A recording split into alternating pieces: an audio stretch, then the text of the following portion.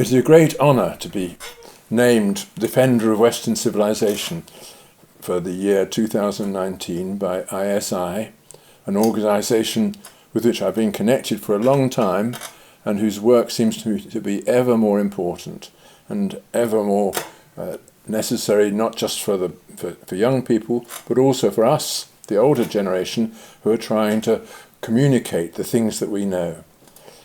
Western civilization has come in for a lot of attack because it's Western. The word Western has been taken to be a standard term of abuse by so many people in the world today, and in particular by people who don't have the faintest idea what it means historically, metaphysically, or poetically. Our Western civilization is not some peculiar, narrow little obsession of people who happen to live in a certain geographical part of the world. It is an inheritance, constantly expanding, constantly including new things, something which has given us the knowledge of the human heart, which has enabled us to produce not just our wonderful economies and the wonderful ways of living in the world that are ours, but also the great works of art, the religions, the systems of law and government, all the other things which make it actually possible for us to recognise that we live in this world, insofar as possible, successfully. Let's leave aside the idea of Western civilization. After all, it depends which way you're going around the globe, whether it's west or east. Look instead at the idea of civilization. What is it? What is a civilization? It is surely a form of connection between people, a way in which people understand not just their languages, their customs, their forms of behaviour, but the way in which they connect to each other, eye to eye, face to face, in the day-to-day life which they share. This is something which has ordinary dimensions of in the workplace and in the community, in our day-to-day making do with things, but also it has a high culture built upon it, works of art, literature, music, architecture and so on, ways of changing the world so as to be more at home in it. And I think that is the distinctive feature of Western civilization, that it is a comprehensive civilization, constantly giving us new ways of being at home, ways of being in relation to each other which bring peace and interest as the primary bonds between our neighbours. Now, I myself have obviously got into an awful lot of trouble through defending Western civilization, and it seems a strange feature of our times that the more you are disposed to defend it, the more you are regarded as some kind of narrow-minded bigot. But the people who make that accusation are the real ones with the narrow mind. They're people who do not see exactly how large and comprehensive our civilization has been and still is. We were brought up on, for example, the Hebrew Bible, an ancient document which perpetuates the civilization of the pre-classical Middle East, gives us a sense of what people are like in tribal communities when wandering through deserts and so on. We learned and studied the great epics of Rome and Greece, which taught us different languages, dead languages, but languages which showed the world in a different light from our own languages today. We were brought up again on the literature of the Middle Ages, much of it influenced by Arabian literature, of course. Indeed, we all were put to bed with bedtime stories from the Arabian Nights. The further you look into it, the more comprehensive and universal do you see the inheritance of our civilization to be. And that is something that we tend to forget today. It isn't a narrow bequest.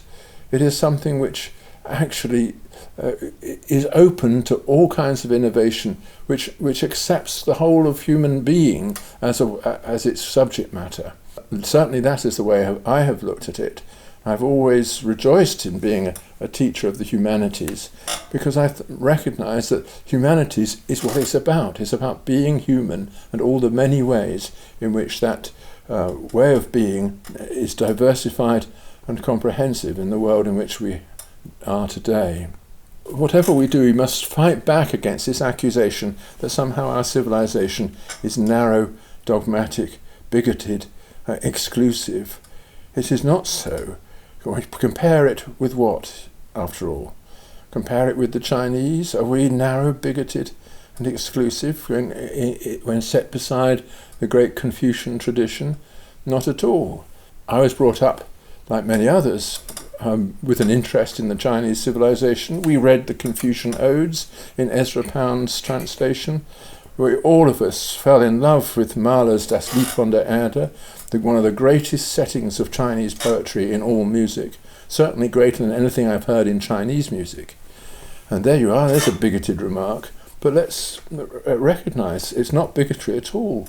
It's a proof of the open-minded and generous aspect of our culture, that a composer like Mahler could extend his romantic Viennese emotions in the direction of those lonely poems that he set to such beautiful music, leaving us at the end of the last of them with that incredible chord which, as Benjamin Britten described, stays printed on the air. Why are we now being forced into a defensive position when it's so obviously the case to anybody who knows anything about it that what we call Western civilization is another name for civilization as such, and for all the achievements of civilization that young people need to know about and, if possible, to acquire? The problem, it seems to me, stems largely from the invasion of the academic and intellectual world by activist groups who do not take the trouble to learn enough to know what they're up against, but nevertheless define their position in terms of political agendas.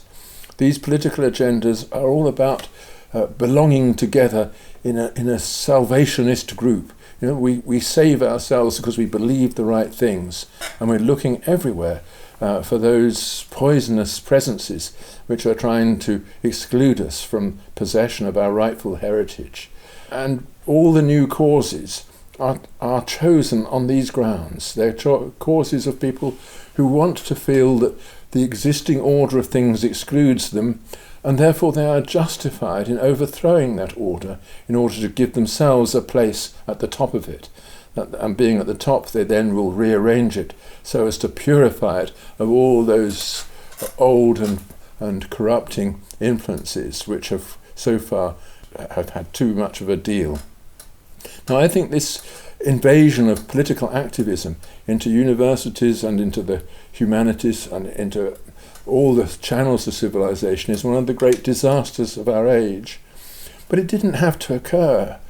We don't have to listen to these people. We don't have to engage in the show trials, the letters of denunciation, or the ways in which people have been witch hunted and driven from the community.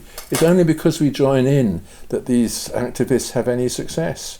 We don't have to join in.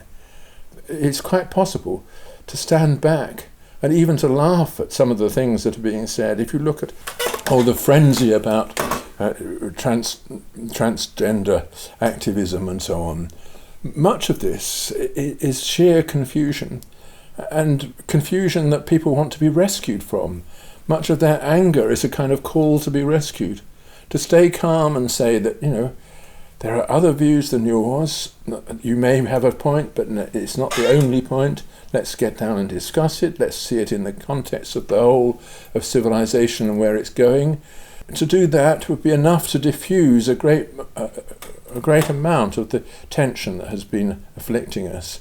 And I feel that now is the time, and through institutions like ISI especially, to bring courage and conviction again to young people who know that there's something wrong with this activist witch hunting of the old curriculum.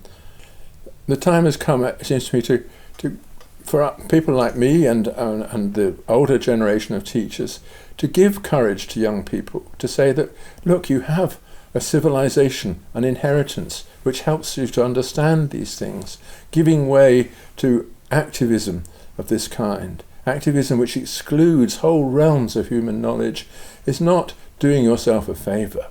It's not bringing to you the things that you actually need in the world into which you're going to progress. what you need to do is engage in dialogue, which is what civilization is about. Try to understand the human condition in all its complexity. And when people try to radicalize and politicize the curriculum and what is taught and thought about in universities, you don't have to go along with this. You can even laugh at them. It still actually is legally permitted to laugh at people in our country and in our civilization. And after all, comedy is one of the great gifts of civilization, and it's up to you, I think, to exercise it. So my concluding message is that we shouldn't despair of Western civilization. It's just that we should be careful to recognize that we're not talking about some narrow, small-minded thing called Western. We're talking about an open, generous and creative thing called civilization.